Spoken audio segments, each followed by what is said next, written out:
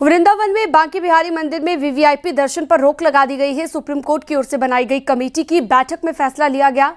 इस फैसले के बाद अब सभी श्रद्धालुओं को समान रूप से दर्शन मिलेंगे।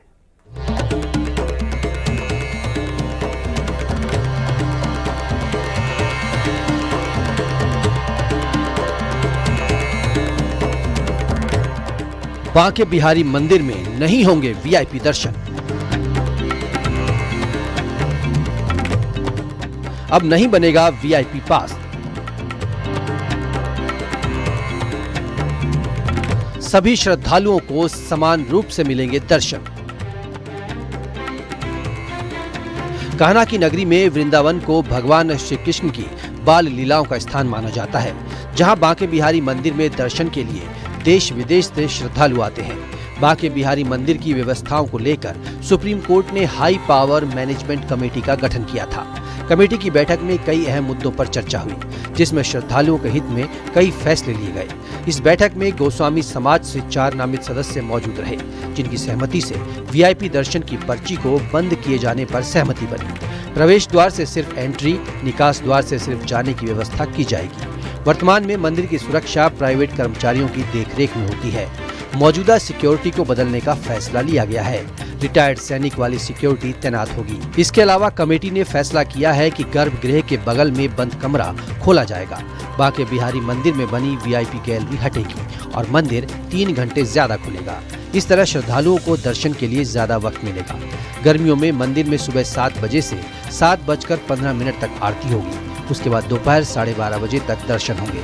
12:30 से 12:45 तक आरती होगी। शाम को मंदिर 4:15 से 9:30 बजे तक दर्शन के लिए खोला जाएगा।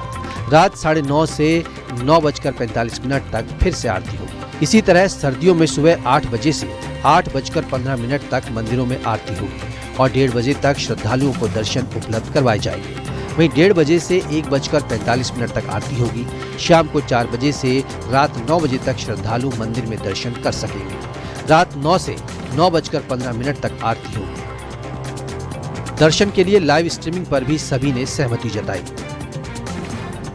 बड़ा हर्ष का विषय है कि बहुत से बिंदुओं पर कमेटी के सभी सदस्य 100% रूप से ठाकुर श्री बांके बिहारी जी की सेवा में अपना योगदान देने हेतु समर्पित हुए।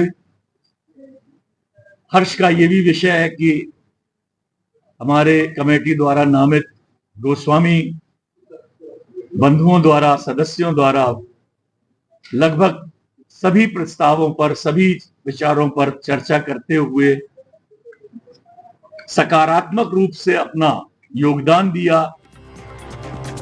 बांके बिहारी मंदिर के पास कितनी चल अचल संपत्ति है, इसके संबंध में 15 दिनों में समिति के सामने रिपोर्ट रखी जाएगी। साल 2013 से 2016 तक के समय का विशेष ऑडिट करवाया जाएगा। मथुरा से नितिन गौतम के साथ bureau report, news 18 UP Uttarakhand.